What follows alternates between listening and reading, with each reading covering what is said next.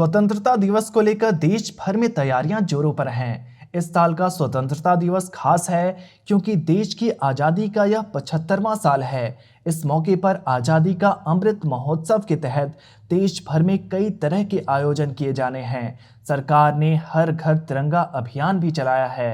हर घर तिरंगा अभियान के तहत नियमों में भी बदलाव किए गए हैं। बदलाव के बाद अब आप 13 से 15 अगस्त तक अपने घर में दिन या रात कभी भी तिरंगा फहरा सकेंगे। दोस्तों, आज सियासी वृतांत में हम जानेंगे कि अंग्रेजों ने 15 अगस्त को ही भारत को आज़ादी क्यों दी, कोई और दिन या तारीख क्यों नहीं चुना। भारत के अंतिम वायसराय लॉर्ड माउंटबेटन थे और जापान के साथ द्वितीय विश्व युद्ध में दक्षिण पूर्वी एशिया की ब्रिटिश फौजों के सुप्रीम कमांडर भी 1945 में वही थे। जापान ने द्वितीय विश्व युद्ध में सिंगापुर में लॉर्ड माउंटबेटन के सामने ही हथियार डाले थे 15 अगस्त 1945 को और अपनी हार स्वीकार कर ली थी।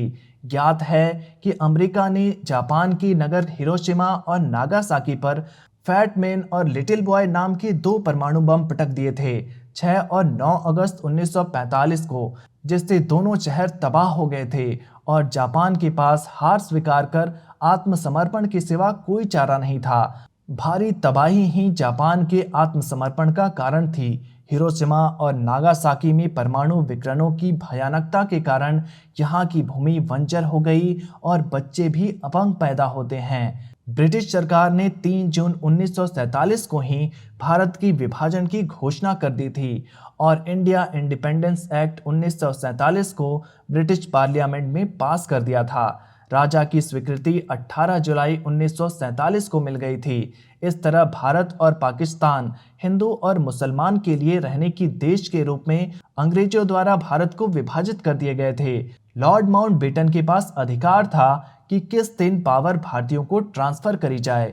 इसी बात को ध्यान में रखकर लॉर्ड माउंटबेटन ने जापान की हार की दूसरी बरसी 1947 को भारतीयों को आज़ादी का दिन बनाने की योजना स्वयं बनाई और भारतीय नेताओं को भी समझा दिया, जो स्वयं ही पहले से समझे हुए थे कि पावर तो मिले।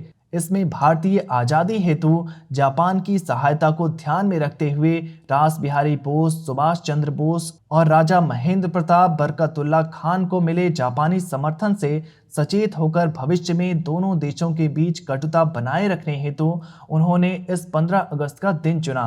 दोस्तों, यह दिन चुनने का कारण लिखित न होकर गौण था, वास्तविक था। इसका भी उन्होंने छुपे मन से ख्याल रखा। इस दिन 15 अगस्त को ही विजय डे या विक्ट्री ओवर जापान डे मनाया जाता है। इसलिए भारतीयों का आज़ादी का दिन जापान की हार का दिन एक ही है। इस दिन जापान में शोक होता है और भारत में आज़ादी की धमक।